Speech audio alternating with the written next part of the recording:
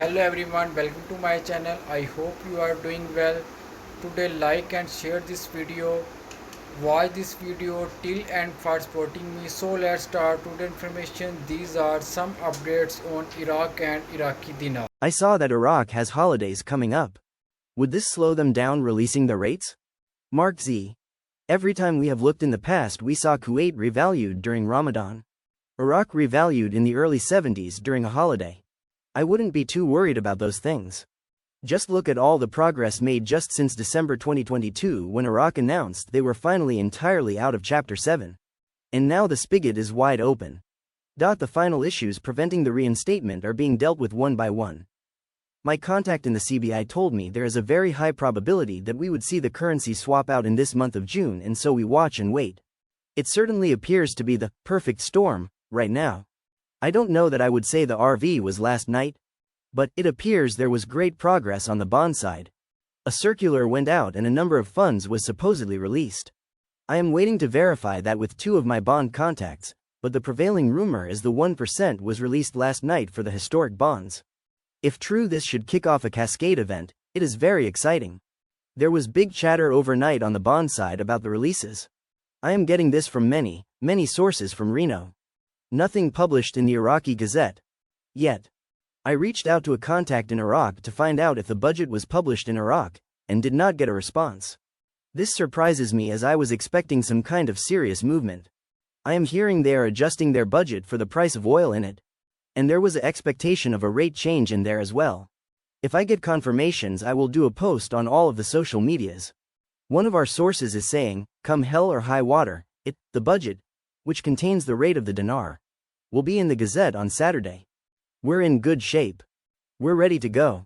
My bank friend reminded me. Remember back in February of this year when Alak came out and he talked to us on television and he said, Iraqi citizens, the project to delete the zeros still exists. He didn't say the plan is to lop our currency. They are two totally different things. We are deleting zeros and adding value. Frank. I love this because it's coming from the horse's mouth, a man of authority who knows what he's talking about. Floating the currency is the best option, but only once they have created a diverse economy that is not dependent solely on oil.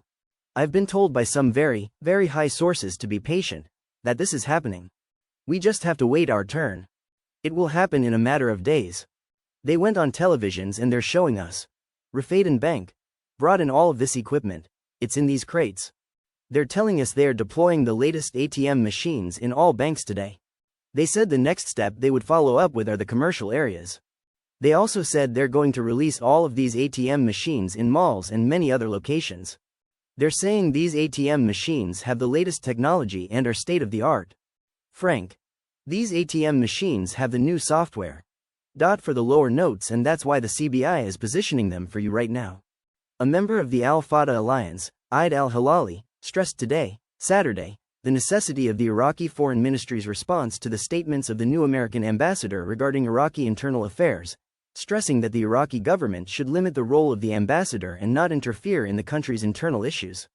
Al-Hilali said in a statement to the Al-Maloma agency, the former American ambassador, Elena Romansky, interfered a lot in internal Iraqi affairs, and therefore the role of the new ambassador must be limited to prevent the violations from recurring, noting that the new ambassador's statements will not affect the government's confidence in the Iraqi security forces, especially the popular crowd.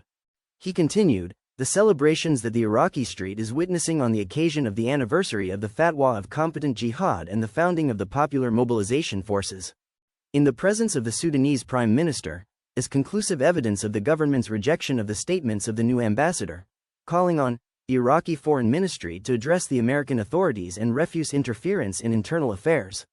Tracy Jacobson, U.S. President Joe Biden's nominee for the position of U.S. Ambassador to Iraq, gave her opening speech before the Senate Committee on Foreign Relations, stressing her commitment to protecting American interests.